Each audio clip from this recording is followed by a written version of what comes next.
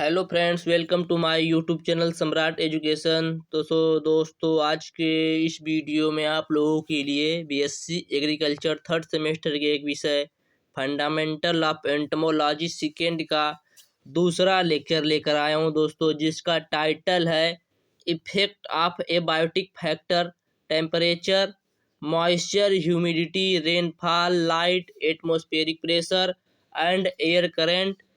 दोस्तों ये तो और बड़ा है, उस पूरा बता देता हूँ मैं। और इसके आगे दोस्तों बायोटिक फैक्टर में है food competition, natural and environmental resistance.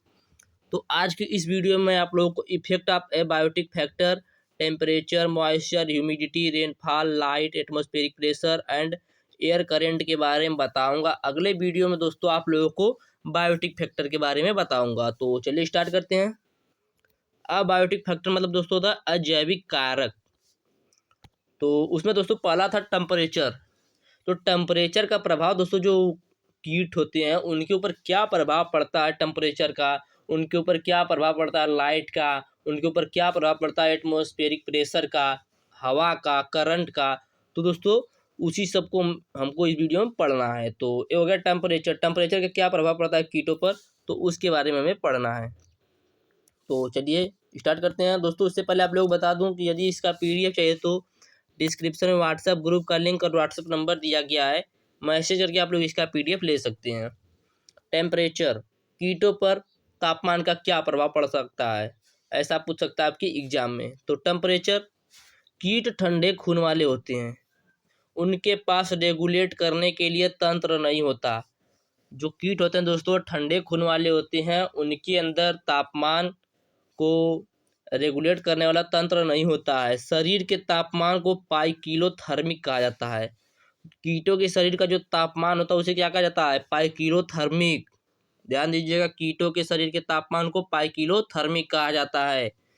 कीट विशिष्ट इष्टतम तापमान पर जीवित रहते हैं, अधिक से अधिक तापमान पे भी जीवित रहते हैं दोस्तों। कीट कम से कम 40 से 50 डिग्री सेल्सियस पर दोस्तों कीट जो हैं वह जीवित रह सकते हैं। इनकी आखिरी घातक सीमा है। कुछ कीट दोस्तों 60 डिग्री सेल्सियस तक भी जीवित रहते हैं। और कम से कम इनको तापमान चाहिए दोस्तों हिमांक बिंदु से नीचे। हिमांक बिंदु से यदि ऊपर गया तापमान तो कीट जो है वह मर जाएंगे, उनकी मृत्यु हो जाएगी।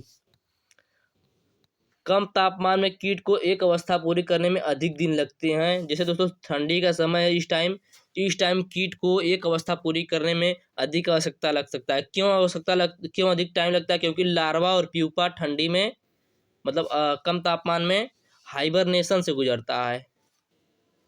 उच्च तापमान में एक चरण को पूरा करने में कम समय लगता है। तो दोस्तों यह हो गया टेम्परेचर। टेम्परेचर में आप लोग फिर बता देता हूँ।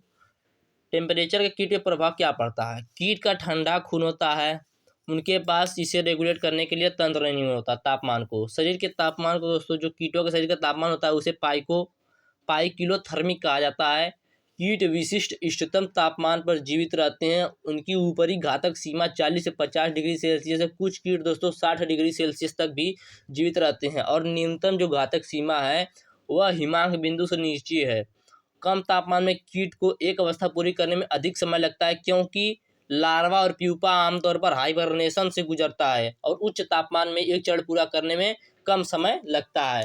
तो दोस्तों ये हो गया आपका टेम्परेचर। इसके बाद हम लोगों को देखना रेनफॉल। कीटों के ऊपर रेनफॉल का क्या प्रभाव पड़ता है। तो दोस्तों कुछ कीट जैसे एफिड्स, जैसिड्स, थ्रियस जैसे छोटे कीटों पर भारी बारिश का प्रतिकूल प्रभाव पड़ता है। मतलब दोस्तों इनके ऊपर प्रतिकूल प्रभाव पड़ता है किसका, रेनफॉल का। सफ़ेद मक्खी, मीलीबग, डायमंड बैक मोथ जैसे कहते हैं डीबीएम, डायमंड बैक मोथ और स्केल कीड़े, ये जो दोस्तों कीड़े होते हैं जितना मैंने नाम बताया, सफ़ेद मक्खी, मीलीबग, डायमंड बैक मोथ और स्केल कीड़े, ये बारिश के पानी से धुल जाती हैं और बाढ़ की मिट्टी में मिल जाते हैं, जिससे इनकी मृत्यु हो जाती है। तो देखते हैं दोस्तों एफिड्स, जैसिड्स, थ्रियन जैसे छोटे कीटों पर भारी बारिश का प्रतिकूल प्रभाव पड़ता है। सफ़ेद मक्खी, मीलीबग, डायमंड बैक मोथ और स्केल कीड़े आदि जो पौधे से धुल जाते हैं और बाढ़ की वाली मिट्टी में मारे जाते हैं। कीटों में बहुतायत पर वर्षा का भी प्रभाव पड़ता है। बहुतायत मतलब दोस्तों होता है जो कीटों का झुंड होता है, बहुत से कीट होते हैं, उन पर वर्षा का भी प्रभाव पड़ता है। कटवर्म दोस्तों और RH के वयस्क उद्भव के लिए वर्षा आवश्यक होता है। अब दोस्तों कटवर्म को अंग्रेजी में क्या कहते हैं? कटवर्म को अंग्रेजी में कहते हैं कैटरपिलर। कटवर्म को अंग्रेजी में कहते हैं कैटरपिलर। अब दोस्तों इसके बाद आगे ह्यूमिडिटी या मॉइस्चर कह सकते हैं दोस्तों कि जो कीट है उनके ऊपर नमी का क्या प्रभाव पड़ता है, मॉइस्चर का क्या प्रभाव पड़ता है। दोस्तों ये सब क्वेश्चन पूछ सकता है, इंपॉर्टेंट, इसीलिए मैं इसको करा रहा हूँ। तो यह कीटों में चयापचय प्रतिक्रियाओं और लवणों के परिवहन जैसी शारीरिक गतिविधियों के लिए आवश्यक होता है। जो दोस्तों ह्यूमिडिटी होता है, नमी होता है, वह कीटों में चयापचय प्रतिक्रिया, लवण के परिवहन जैसे शारीरिक जो गतिविधि होती है उनके लिए आवश्यक होता है। क्या आवश्यक होता है? नमी। पानी की मात्रा बढ़ने या घटने पर कीट मर जाता है। यदि पानी की मात्रा बढ़ जाएगी तो भी कीट मर जाएगा, पानी की मात्रा घट जाएगी तो भी कीट मर जाएगा, जिसे घातक गीलापन या घातक सूखापन कहा जाता है। यदि दोस्तों अधिक पानी की वजह से मरेगा तो उसे घातक गीलापन कहा जाएगा। यदि कम पानी की वजह से मरेगा, पानी नहीं मिलने की वजह से मरेगा, तो उसे घातक सूखापन कहा जाएगा। नमी की कमी से निर्जलीकरण होता है और कीटों की मृत्यु हो जाती है। जब कभी नमी की कमी हो जाती है तो निर्जलीकरण होता है, जिससे कीटों की मृत्यु हो जाती है। कीट के लिए उचित नमी की सीमा 60 से 80 डिग्री सेल्सियस तक होती है। अधिक आर्द्रता पर क्या होता है दोस्तों? कीट जो है बढ़ने एवं फैलने लगते हैं। अधिक आर्द्रता पर कीट बढ़ने एवं फैलने लगते हैं। तो दोस्तों ये होगा ह्यूमिडिटी, नमी। क्या हुआ मैंने आप लोग बताया, फिर से बता देता हूँ। यह कीटों में चयापचय प्रतिक्रियाओं और लवणों के परिवहन जैसे शारीरिक गतिविधियों के लिए आवश्यक होता है। पानी की मात्रा बढ़ने या घटने पर कीट मर जाता है, जिसे घातक गीलापन या घातक सूखापन कहा जाता है। नमी की कमी से निर्जलीकरण होता है और कीटों की मृत्यु हो जाती है। कीट के लिए उचित नमी की सीमा 60 से 80% तक होती है। अधिक आर्द्रता पर कीट बढ़ने एवं फैलने लगते हैं। तो दोस्तों ये हो गया आपका ह्यूमिडिटी। अब आगे आती है बात लाइट। कीटों पर प्रकाश का क्या प्रभाव पड़ता है? तो प्रकाश विकास और उत्तरजीविता में महत्वपूर्ण भूमिका निभाता है। प्रकाश जो है विकास और उत्तरजीविता में महत्वपूर्ण भूमिका निभाता है, क्योंकि यह सभी जीवों में ऊर्जा का प्रमुख स्रोत होता है। प्रकाश दोस्तों सभी जीवों में ऊर्जा का प्रमुख स्रोत होता है। जीव में दोस्तों हम लोग भी आते हैं, हम लोगों में भी दोस्तों प्रकाश ऊर्जा का प्रमुख स्रोत है। कुछ कीट अंधेरा पसंद करते हैं, जिन्हें रात्रि चर कहते हैं, जैसे कटुआ कीट, जिसे कहते हैं कटवार्म, तथा धान के तना बेधक कीट प्रायः रात्रि में ही क्रियाशील होते हैं। तथा धान के तना बेधक कीट रात्रि में ही क्रियाशील होते हैं। क्या बताया मैंने दोस्तों? कुछ कीट रात्रि पसंद करते हैं और कुछ कीट दिन पसंद करते हैं। जो रात्रि को पसंद करते हैं उसे रात्रिचर, जो दिन के पसंद करते हैं तो उसे दिनचर कहते हैं। कुछ कीट सूर्य के प्रकाश में अधिक सक्रिय होते हैं, जिन्हें दिनचर कहते हैं दोस्तों, जैसा कि मैंने बता दिया। इसके बाद आता है दोस्तों एयर करंट। एयर करंट का क्या प्रभाव पड़ता है किस पर? कीटों पर।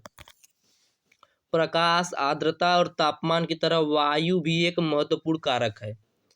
प्रकाश, आर्द्रता, तापमान जैसे हम लोगों ने दोस्तों पीछे पढ़ा, उसी तरह वायु जो है वह भी एक महत्वपूर्ण कारक होता है, महत्वपूर्ण फैक्टर होता है।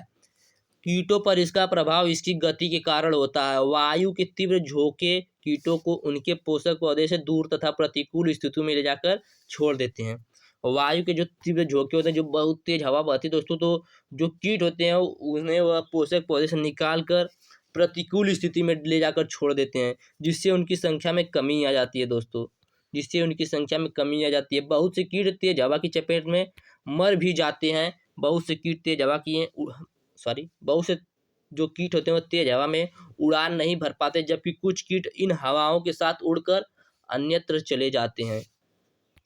तो दोस्तों वायु के बहाव से ही माहो जो दोस्तों होती है, माहो हम लोग के जो सरसों पे आके लग जाता है दोस्तों, जो पीले चीज पर बहुत तेजी से लगता है, जिसे माहो कहते हैं गाँव में, पहाड़ों से मैदान में आ जाते हैं। किसकी चपेट से? वायु की चपेट में ही दोस्तों, वायु के बहाव से ही। तो एयर करंट के बारे में मैंने क्या बताया? प्रकाश, आर्द्रता और तापमान की तरह वायु भी एक कारक है, महत्वपूर्ण कारक है। कीटों पर इसका प्रभाव इसकी गति के कारण होता है। वायु के तीव्र झोंके कीटों को उनके पोषक पौधे से दूर तथा प्रतिकूल स्थितियों में ले जाकर छोड़ देते हैं, जिससे उनकी संख्या में कमी आ जाती है। क्यों संख्या में कमी आती है दोस्तों? क्योंकि जब वो एक दूसरे से दूर हो जाएंगे तो उनमें जनन नहीं हो पाता है। बहुत से कीट तेज हवा की चपेट में भी मर जाते हैं और बहुत से कीट तेज हवा में उड़ान नहीं भर पाते, जबकि कुछ कीट दोस्तों इसी हवाओं में ही उड़ान भरते हैं और अन्यत्र मतलब कहीं दूसरी जगह चले जाते हैं, और वायु के बहाव से ही माहू पहाड़ों से हमारे मैदानी क्षेत्र में आ जाते हैं। माहू मतलब दोस्तों माहो जो हम लोग खेतों में आके सरसों में लग जाते हैं, अन्य भी फूलों पर लगते हैं लेकिन सरसों में बहुत ज़्यादा तेजी से लगते हैं। आगे देखते हैं दोस्तों, आगे है एटमॉस्फेरिक प्रेशर, वायु दाब। उच्च वायुमंडलीय दबाव की तुलना में कम वायुमंडलीय दबाव में कीट अधिक प्रभावित होते हैं। कहने का मतलब है दोस्तों, जब उच्च वायुमंडल दबाव होता है उससे अधिक ज़्यादा कम वायुमंडल दबाव में कीट प्रभावित होते हैं। उच्च वायुमंडलीय अवधि के दौरान कीट अधिक सक्रिय हो जाते हैं। उच्च वायुमंडलीय जब अवधि आता है दोस्तों तो कीट अधिक सक्रिय हो जाते हैं। कुछ कीटों की गतिविधियां सीधे दबाव से प्रभावित होती हैं। उदाहरण के लिए कम वायुमंडलीय दबाव के कारण बारिश की संभावना बढ़ जाती है, जिसके परिणाम स्वरूप चींटियां निकलती हैं। तो दोस्तों क्या बताया मैंने, एटमॉस्फेरिक प्रेशर में, वायुदाब में उच्च वायुमंडलीय दबाव की तुलना में कम वायुमंडलीय दबाव में कीट अधिक प्रभावित होते हैं। उच्च वायुमंडलीय अवधि के दौरान कीट अधिक सक्रिय होती हैं। कुछ कीटों की गतिविधियां सीधे दबाव से प्रभावित होती हैं। उदाहरण के लिए कम वायुमंडलीय दबाव के कारण बारिश की संभावना बढ़ जाती है, जिसके परिणाम स्वरूप चींटियां निकलने लगती हैं। दोस्तों यदि आप लोगों को इस सब का जो मैंने बताया समझ में आया होगा तो वीडियो को लाइक कर दीजिएगा और चैनल को सब्सक्राइब कर दीजिएगा। इसका पीडीएफ चाहिए तो दोस्तों डिस्क्रिप्शन में व्हाट्सएप ग्रुप का लिंक और व्हाट्सएप नंबर दिया गया है, मैसेज करके आप लोग इसका पीडीएफ ले सकते हैं। और दोस्तों यदि आप लोगों को कोई भी क्वेश्चन पूछना हो या किसी भी टॉपिक पर वीडियो चाहिए तो आप लोग कमेंट कर दीजिएगा, या व्हाट्सएप नंबर दोस्तों मैं लिख देता हूँ यहाँ पर भी 9628363046, इस पर मैसेज कर सकते हैं दोस्तों। उस टॉपिक पे आपको वीडियो मिल जाएगा। मिलते हैं अगले वीडियो में, तब तक के लिए जय हिंद, धन्यवाद।